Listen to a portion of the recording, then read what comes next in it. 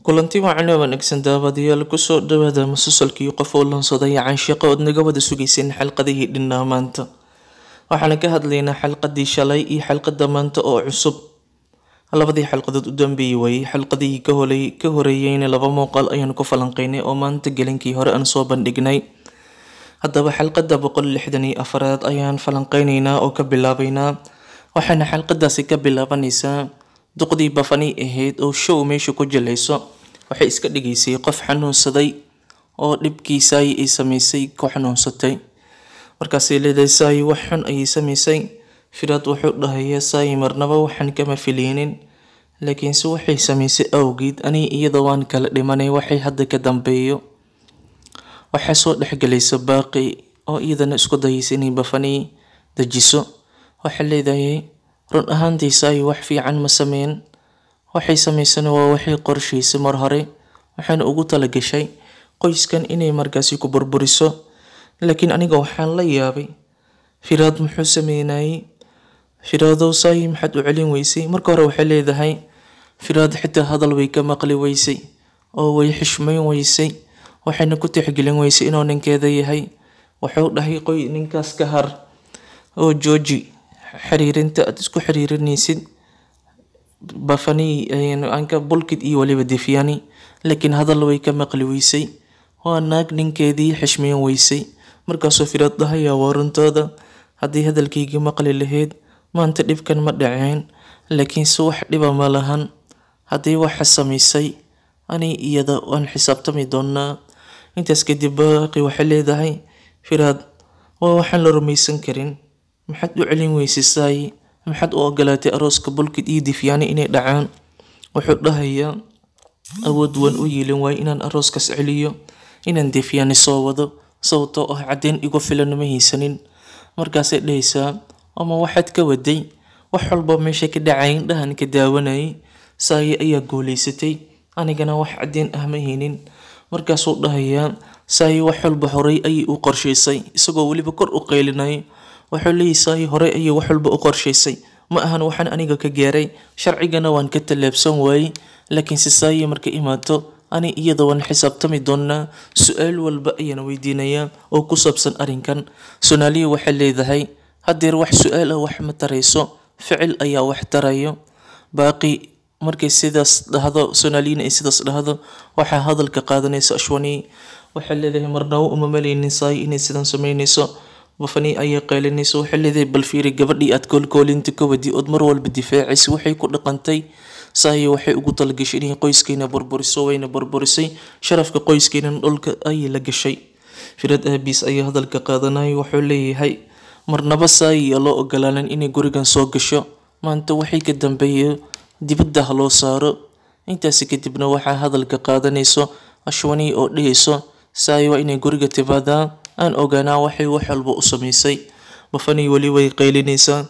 Waxay leedahay adiga ka dambeey inay falkan samayso oo markaasi ku dhiirigelin jiray oo mar walba garab siin jiray.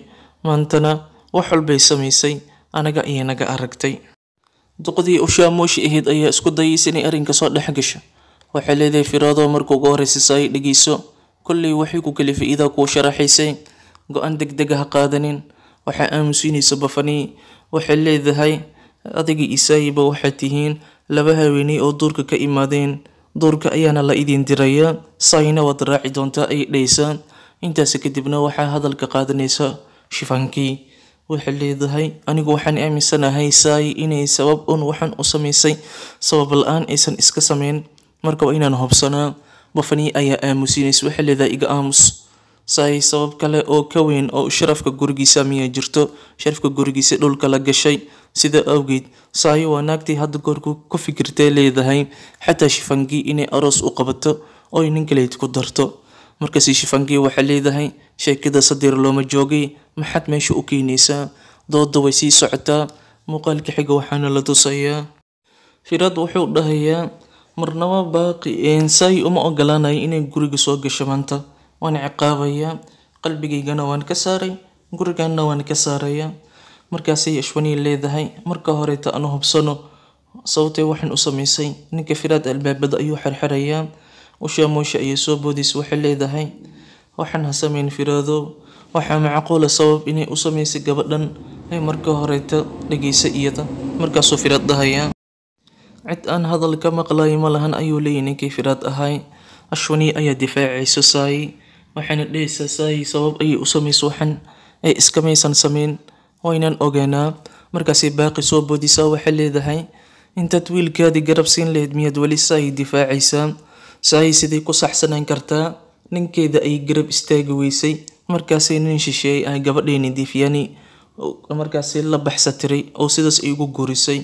qaladkeeda waa u jeedaa, waxba ha difaacin. Sai hadday saxsan tahay Bulkid iyo Diifyani iskuma guuriseen. waa qof qaldan, qaladkeedana wuu cad yahay. ninkeedana way xushmeyn weysay leedahay Baaqi sidaasay dhaysaa. Ashwani waxay leedahay jooji Baaqi, halaan kadib qayladanaga jooji. Sai sabab ayay u samaysay, sababtaasna iyada ayaa afkeeda ka sheegayso. intay ka imaanayso oo Sai afkeeda wax kaga sharaxayso, adiga aamusnaa hadal kale kuma banaano. Markaasuu Firaad qaylinaya, wuxuu leeyahay weli Sai ayaa difaacaysaa ood garab taagan tahay, anigana waad naga soo horjeedaa miya? Qayla ayuu bilaabaya ninka Firaad ah. Bafanii qayladii ayay wadaa iyadana ay ku qaylinaysa Ashwani. intaasi kadibna Mohid isagana dhankiisii Ashwani ayuu ku qaylinayaa. ninkeedii xitaa ninan wuu ku qaylinayaa. qayladii ayaa isqabsanayso. intaas kadibna Firaad wuxuu dhahayaa warqadii ayaan u baahanahay aysan Gita Deshpande ahayd, cadeen ahaan midaas ayaan u haystaa. ilaan Sonali ayaa tiri maxaa cadeen ah hadeeroo Firaad? isagana warqadii ayaan rabaa ayuu dhahay. Baaqi ayuu u dirsaday. Baaqina waxay tiri warqadii waa la gubay. markaasuu dhahayaa sidee sidaas ku dhici kartaa? Bafanii waxay leedahay waxba Baaqi ha ku qaylinine, qofkii warqada sidaas yeelay qabso. markaasuu dhahayaa yaa warqada gubay?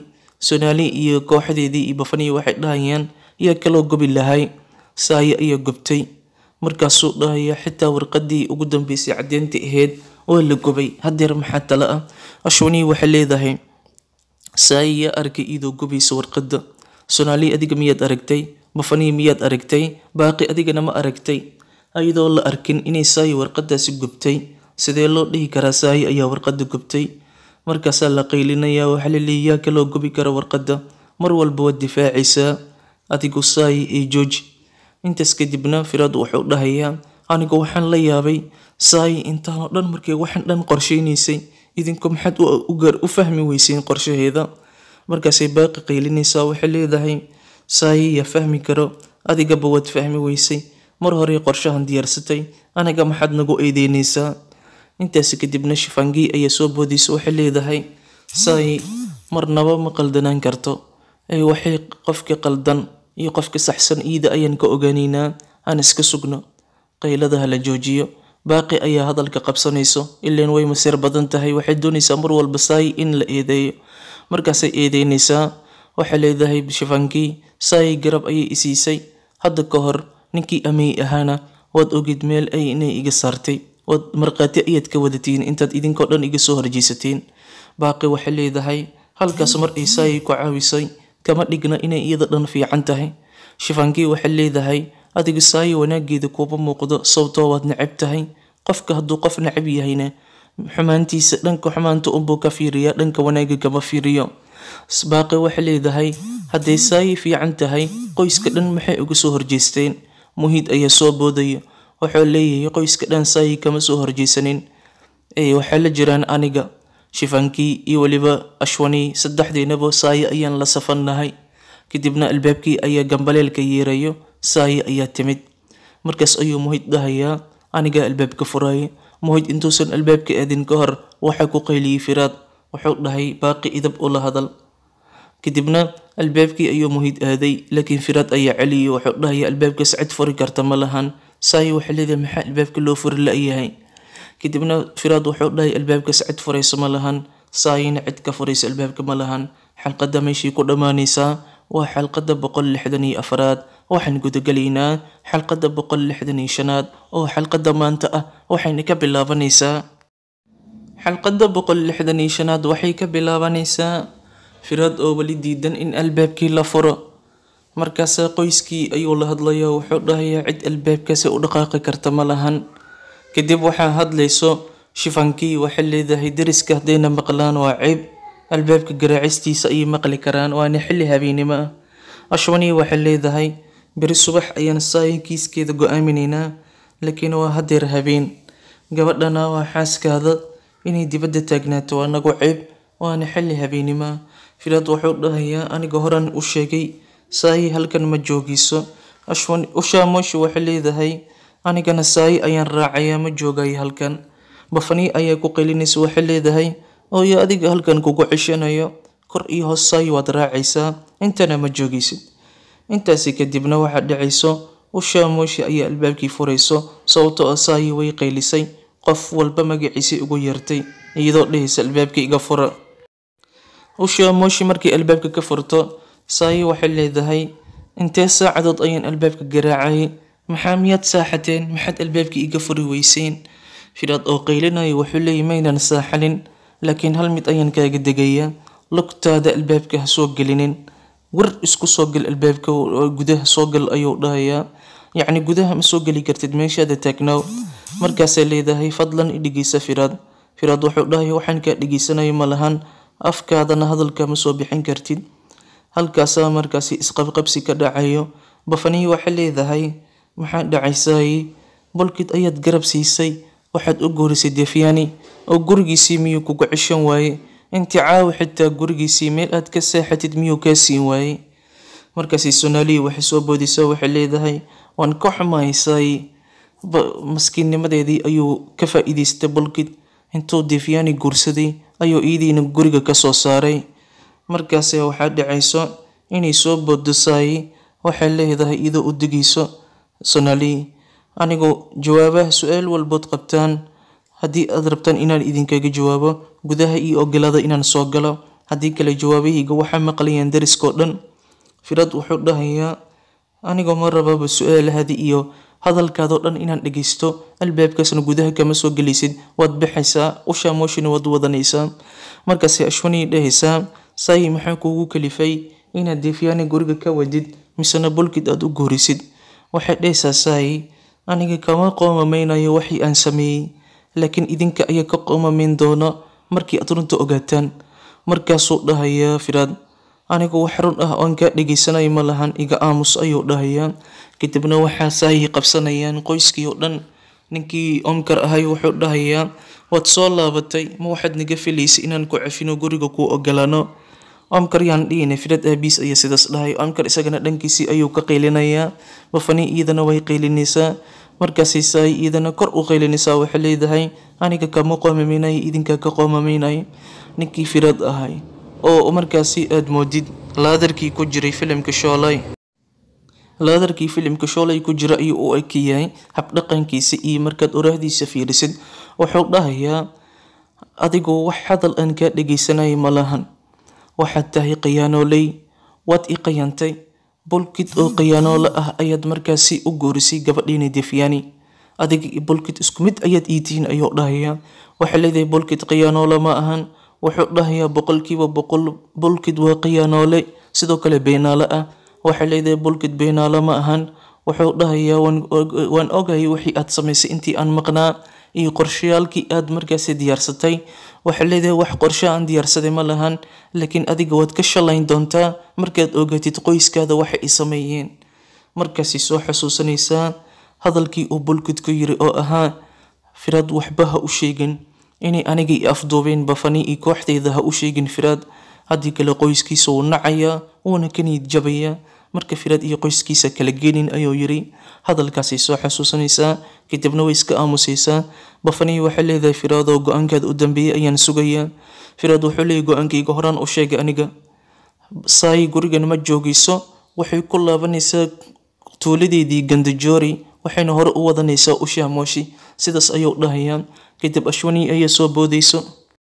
Ashwani waxay leedahay Firaado go-aankan ha ku degdegin, fadlan saayi guriga ha ka saarin, go-aankaada ka fiirso.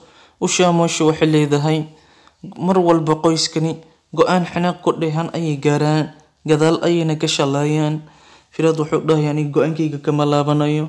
Saayi waxay leedahay Usha Moshi aniga iyo ninkayga dhexdeena ka dhexbax. Baaqi ayaa soo dhaqaaqaysa iyadoo Firaad la hadlayso.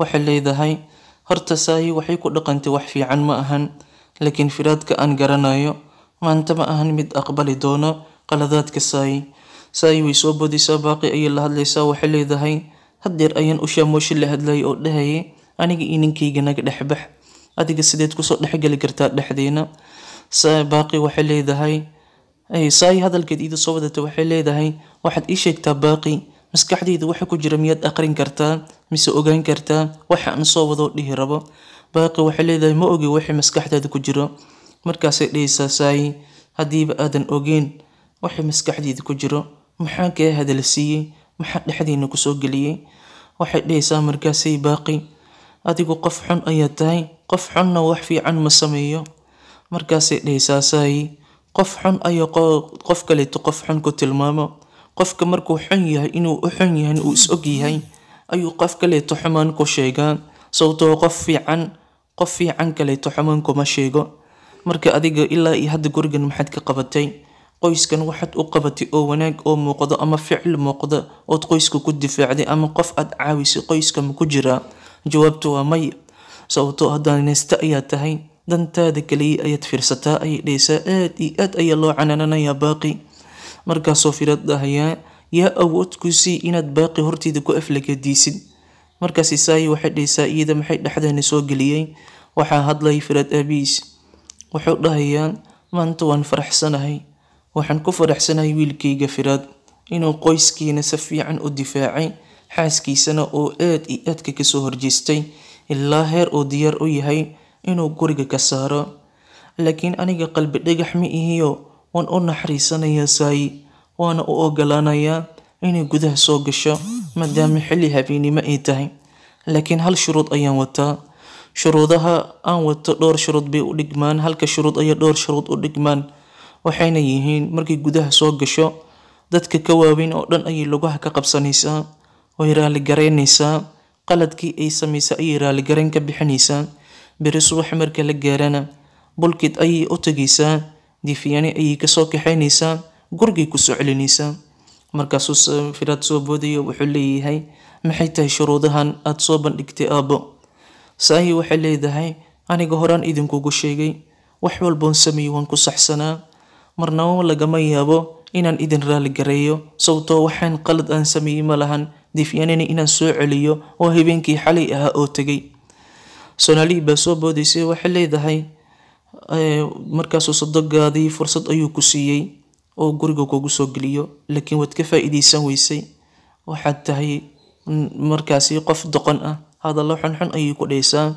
waxa soo boodaysay bafani waxay leedahay gurigan wanaad ka baxda gabi ahaanba si degdeg uga bax ayay dhaysaa ninka Firaad ahna wuxuu ku adkeysanayay inuu saay guriga ka saaro mar allaala markii bafani sidaas dhahdo Muhiid ayaa soo boodayay wuxuu la hadlayaa Firaad wuxuu dhahayaa Firaadow ka fiirso go'aankaada marka ugu horeysa saay dhageyso waxay kuu sheegayso markaasi waxay soo boodisay Sonali waxay leedahay saay waa inay raali gareysaa qoyska markaasi saay waxay leedahay marnaba lagama yaabo inaan raali gareeyo xalqadana meeshii ku dhamaanaysaa oo xalqada 165aad ay maanta hadaba goosgoos ayaa jira oo laga soo bandhigay xalqada 166aad ee beri la daawanayo goosgooska waxaana lagu tusayaa saay oo dadkii deriska iskugu wacayso waxay leedahay qoyskan jafan ah waa dad xun sababtoo ah waxay markaasi ku xadgudbeen gabadhoodii Diifyani oo maskax ahaan ay waaleen dhimarkana markaas gabar dhimar ah ay ka dhigeen heer isbitaal ay u baahato daawooyin xunxun ayay siin jireen markaasoo Firaad soo boodaya wuxuu leeyahay xadkaada ayaad ka gudbaysaa ay George markaasi saay qayladii ay sii wadaan waxa leedahay darishiiho iyo caawiya sidii Diifyani ula dhaqmeen ma doonayo qof kale inay ula dhaqmaan cadaalad darada iyo Diifyani kula dhaqmeen ma raba inay qof kale kula dhaqmaan Jafan family waa in la qabtaa qoyskan Jafan waa dad xun ay dheysaan goosgooskana meeshuu ku dhamaanayaa maxaa dhici doona xalqada beri ayaan ogaanaynaa waqtigan oo kaleeta ayana waa xalqada beri idin soo gudbinayna insha Allah waxay hadda ka dambeeyeen musalsalada jadwalkoodii hore ayaa soconay sida maanta aad aragtaanba in markaasi qof walonsaday caashiqa aan ka baxnay xalqadii nagu dhanna oo dhan aan soo gudbinay inta san ku soo gabagabeynina billahi tawfiiq assalamu alaykum wa rahmatullahi wa barakatuh